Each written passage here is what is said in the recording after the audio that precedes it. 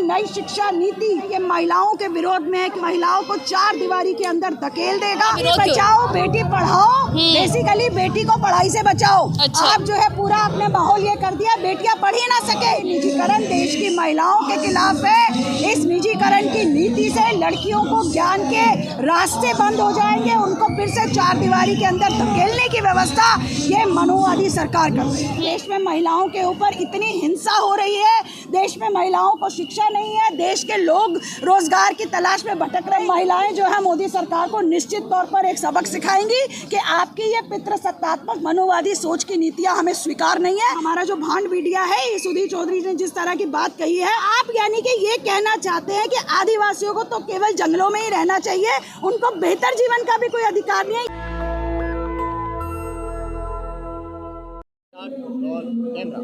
Ma'am, लगातार आप विरोध कर रहे हैं न्यू एजुकेशन पॉलिसी का और सरकार सुन नहीं रही है, क्या लग रहा है? देखिए, नई एजुकेशन पॉलिसी का विरोध करना सभी छात्रों का, अध्यापकों का और महिलाओं का मेरे पास बहुत ये महत्वपूर्ण विषय है, क्योंकि नई एजुकेशन पॉलिसी देश की महिलाओं के तो बिल्कुल खिलाफ है। जिस तरह से करिकुलम का मनुवादीकरण किया जा रहा है, इतिहास के साथ जिस तरह की छेड़छाड़ हो रही है, जिस तरह से छात्रों के सिलेबस में से तर्कशीलता से संबंधित चीज़ों को हटाया जा रहा है, उसका महिलाओं के जीवन पर बहुत बुरा असर पड़ेगा। पूरी की पूरी NEP, क्योंकि वो शिक्षा के व्यवसायीकरण की ओर उसका पूरा जोर है। तो देश की महिलाएं, आम साधारण परिवारों की महिलाएं, जिनके लिए पहले ही उच्च शिक्षा को, उनकी एक्सेसिबिलिटी, उच्च शिक्षा तक उनकी पहुंच पहले ही बहुत सीमित थी, और जब अब शिक्षा का निजीकरण होगा, कॉलेजेस को कहा जाएगा कि अपने फंड्स खुद जुटाइए, तो भारत जैसे देश में जहां सामंती समझ के चलते महिलाएं वैसे ही दोयम दर्जे की होती है, बेटियों को बोझ समझा जाता है, बेटियों के लिए दोहरे दहेज की व्यवस्था करना आम साधारण माँ बाप के लिए संभव ही नहीं होगा। और जिस तरह से ऑनलाइन शिक्षा के ऊपर NEP में बहुत जोर है, तो हम देखते हैं कि ऑनलाइन यानी अगर आपके पास डिवाइस है, पहली बात तो ये है कि आम साधारण परिवारों में कितनी लड़कियों के पास डिवाइस होगी। आज जो है अगर आपके पास डाटा नहीं है तो आपकी तो कॉलिंग फैसिलिटी भी खत्म हो जाती है। डाटा कहाँ से आएगा, जब जिन परिवारों में, अगर हम दिल्ली शहर की भी बात करें, 8-10 हज़ार रुपये महीना एक फैक्ट्री वर्कर कमा रहा है या महिलाएं कमा रही हैं, वो अपने बच्चों को स्मार्टफोन दे करके कैसे ऑनलाइन एजुकेशन की व्यवस्था करेंगी। दूसरी बात, सामंती शिक्षा, सामंती समझदारी होने के नाते परिवार के अंदर ये माना जाएगा कि अगर ऑनलाइन एजुकेशन घर पे हो रही है तो बेटर है कि लड़कियां घर का काम करें, ना कि शिक्षा के ऊपर ध्यान दें। दूसरा सवाल, जिस तरीके से ये जो पूरा 4 इयर्स अंडर ग्रेजुएट प्रोग्राम है, वो देखने में बहुत अच्छा लग रहा है कि पहले साल के बाद सर्टिफिकेट, दूसरे के बाद डिप्लोमा और 4 साल के बाद डिग्री। एक्चुअली ये स्कूल को, कॉलेज को बीच में ही ड्रॉप करने को वैध बना रहा है। लड़कियों के लिए बहुत मुश्किल होगा कि 1 साल, चलो भाई अब सर्टिफिकेट आ गया है, चलो सर्टिफिकेट के बाद आप 4 साल बाद पढ़ाई कर लेना। कितनी बार ऐसा होगा कि लड़कियां पढ़ाई को बीच में छोड़ के फिर से वो एजुकेशन में अपने आप को एनरोल कर सकेंगी। इसलिए ये नई शिक्षा नीति जो कमर्शलाइजेशन ऑफ एजुकेशन है, कम्युनलाइजेशन ऑफ एजुकेशन है, ये महिलाओं के विरोध में है, क्योंकि ये पितृसत्ता को संरक्षण करता है और महिलाओं को चार दीवारी के अंदर धकेल देगा। इसलिए देश की महिलाएं इसका विरोध कर रही हैं। और आज प्रगतिशील महिला संगठन AFRT के जो ये प्रोग्राम हुआ जंतर मंतर पर, उसमें हमने शिरकत करी और इसका विरोध करेंगे। सरकारों का काम है जन विरोधी नीतियां लाना, महिलाओं का, जनता का। महिलाओं के लिए सरकार इतना काम कर रहे हैं, मोदी जी आरक्षण ला रहे हैं, 33%, बेटी बचाओ बेटी पढ़ाओ का नारा दे रहे, फिर भी आप विरोध क्यों? बचाओ बेटी पढ़ाओ, बेसिकली बेटी को पढ़ाई से बचाओ। आप जो है पूरा अपने माहौल ये कर दिया, बेटियां पढ़ ही ना सके। जब आप स्कूलों को मर्ज कर देंगे, जब आप कॉलेजेस का प्राइवेटाइजेशन कर देंगे, PPP मॉडल के ऊपर जब आप पढ़ाइयाँ करवाएंगे तो बिजनेस हो जाएगा। तो निजीकरण वो राष्ट्र हित के लिए, देश हित के लिए किया जा रहा है ना? देश हित नहीं, अदानी, अंबानी और चंद कॉरपोरेट घरानों के हित में निजीकरण हो रहा है। ये निजीकरण देश की महिलाओं के खिलाफ है।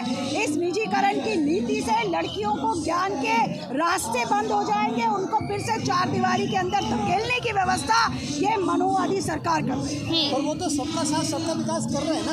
द्रौपदी मुर्मू को राष्ट्रपति बनाया, और क्या चाहिए आपको? बिल्कुल, सबका साथ सबका विकास उनके लिए मतलब ये है कि केवल अदानी अंबानी कॉरपोरेट घरानों का विकास कभी कभी एक आध पद के ऊपर कुछ महिलाओं को स्थापित कर देने से आम साधारण महिला जनता का जीवन नहीं सुधरेगा, चाहे वो राष्ट्रपति पद पर बैठ जाए, चाहे किसी और पद पर। और अभी भी जिस आरक्षण की आप बात कर रहे हैं वो भी कहीं जाके 2029 में लागू होगा, और वो भी 33%। भारतीय महिलाएं देश की आधी आबादी है, क्यों नहीं 50% आरक्षण है, और क्यों नहीं इसी लोकसभा चुनाव से है। इसलिए ये मोदी सरकार का ढकोसला है। पर अभी आपने जो अंतरिम बजट देखा होगा उसमें महिलाओं को लखपति बनाने की बात भी रखी गई है। देखिए, ये जिस तरीके से आप सेल्फ हेल्प ग्रुप और लखपति दीदी बनाने की बात कर रहे हैं, मूल बात ये है कि जब आप उनको शिक्षा से दूर कर देंगे, जब आप महिलाओं के लिए शिक्षा एक माध्यम होता है अपने आप को ज्ञान हासिल करके काबिल बना करके, आप टेक्नोलॉजी से अपने आप को काबिल बनाते हैं, और ये जो आप जिस तरह के सेल्फ हेल्प ग्रुप्स के अंदर आप ये कर्जा देने की जो बात कर रहे हैं, ये असल में आप महिलाओं को वास्तविकताओं से दूर कर रहे हैं, आप उनके रोजगार के अवसर खत्म कर रहे हैं। क्योंकि जब प्राइवेटाइजेशन होगा, कॉन्ट्रेक्चुअलाइजेशन ऑफ जॉब्स होगा, नौकरियों का जब ठेकेदारीकरण होगा, तो नौकरियों के ठेकेदारीकरण से फिर से औरतों को, क्योंकि पहले ही उनको माना जाता है, पहले ही लड़कियों को बहुत हिम्मत करनी पड़ती है घर से निकल के नौकरी करने के लिए। जब ना नौकरी की सुरक्षा होगी, जब ना नौकरियों में पैसे की गारंटी होगी, तो फिर यही कहा जाएगा कि नौकरी छोड़ो, घर बैठो। पितृसत्ता जो है यही कहेगी कि बच्चों को संभालिए, यही आपका काम है। यही मनुस्मृति कहती है कि पति की सेवा करना, परिवार को संभालना, यही आपका काम है, और यही मोदी सरकार की नीति अभी कर रही है। पर अब राम राज्य भी तो दे दिया ना मोदी सरकार ने। राम राज्य दे दिया, इसीलिए राम राज्य में क्योंकि सीता की कोई सम्मान ही नहीं था, सीता को किस तरीके से वन में भटकने के लिए छोड़ दिया गया था। हम ये कहना चाहते हैं कि आप जो है, आप मौजूदा समय में राम की बात करके दरअसल में आप महिलाओं के ऊपर और समाज के ऊपर मनुवादी समझ को आप थोप रहे हैं। महिलाओं को चार दीवारी में भेज देने के आप पूरे के पूरे इंतजाम आप कर रहे हैं। पर वही भाजपा कह रही है राम राज्य आने के बाद कोई मुद्दा ही नहीं बचा देश में। देखिए, भाजपा के लिए कोई मुद्दा नहीं बचा, क्योंकि उनका तो मुद्दा ये है कि किस तरीके से जब देश में बेरोजगारी है, देश में महिलाओं के ऊपर इतनी हिंसा हो रही है, देश में महिलाओं को शिक्षा नहीं है, देश के लोग रोजगार की तलाश में भटक रहे हैं, इनके अपने आंकड़े कह रहे हैं बेरोजगारों की संख्या बढ़ती जा रही है, तो जाहिर सी बात है ये मुद्दे न बने। इसलिए जनता की संघर्ष की एकता को खत्म करने के लिए ये फर्जी मुद्दे जनता के बीच में ला रहे हैं, और साझी शहादत, साझी विरासत के इस देश में देश की जनता इनकी नीतियों को नाकाम करेगी, और अपनी जबरदस्त संघर्ष की एकता के साथ इस देश के अंदर बेरोजगारी को नेस्तनाबूद किया जाएगा, इस देश से कॉर्पोरेट का राज खत्म किया जाएगा। 24 के चुनाव में महिलाएं क्या करने वाली हैं इस बार? 24 के चुनाव में महिलाओं को समझ आ रहा है कि ये केवल मनुवादी सोच थोपने वाले हैं, और 24 के चुनाव में महिलाएं जो है मोदी सरकार को निश्चित तौर पर एक सबक सिखाएंगी कि आपकी ये पितृसत्तात्मक मनुवादी सोच की नीतियां हमें स्वीकार नहीं है, और आपको महिलाएं जो है मोदी सरकार को निश्चित तौर पर मात देंगी। पर आप मोदी सरकार की बात कर रहे हैं, पर देश तो विश्व गुरु की श्रेणी में जा रहा है ना। बिल्कुल, देश विश्व गुरु की श्रेणी में है, इसीलिए 55% महिलाएं खून की कमी का शिकार है, लगातार उच्च शिक्षा से दूर होती जा रही है महिलाएं, सड़कों पर महिलाएं सुरक्षित नहीं है। महिलाओं के ऊपर हिंसा जब होती है तो उस हिंसा को समर्थन करने के लिए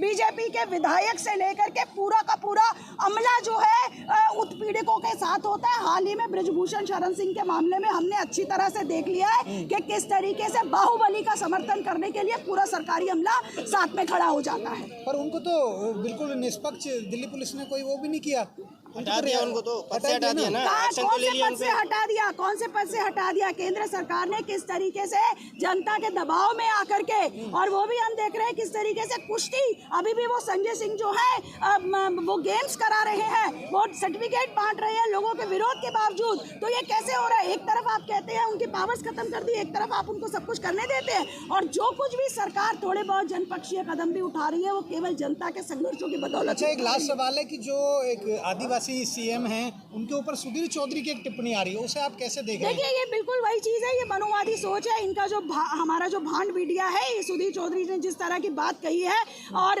मतलब आप यानी कि ये कहना चाहते हैं कि आदिवासियों को तो केवल जंगलों में ही रहना चाहिए, उनको बेहतर जीवन का भी कोई अधिकार नहीं है। ये आपकी नफरत कि किस तरीके से देश के साधारण दलित पिछड़े हुए लोग, आदिवासी, वो कभी भी बेहतर जिंदगी, समृद्धि की तलाश में भी ना जाए, समृद्धि के ऊपर केवल और केवल केवल अडानी अंबानी या जो उच्च वर्ग के दबंग हैं, साधारण गरीबों का कोई हक नहीं रहेगा, आदिवासी को कोई हक नहीं रहेगा अच्छे घरों में रहने का। ये आपकी मनोवादी सोच को स्थापित करता है और इसीलिए उसका विरोध भी, और ये इनकी सच्चाई का, ये इनकी वास्तविकता है। ये कभी नहीं चाहते हैं कि समृद्धि, जो कि मानव जाति ने समृद्धि हासिल की है, उसके ऊपर तमाम मानव जाति का हक हो। चंद लोगों के लिए, चंद कॉर्पोरेट घरानों के भले के लिए ये सरकार, इसका भांड मीडिया ये सब काम कर रहा है। ठीक है।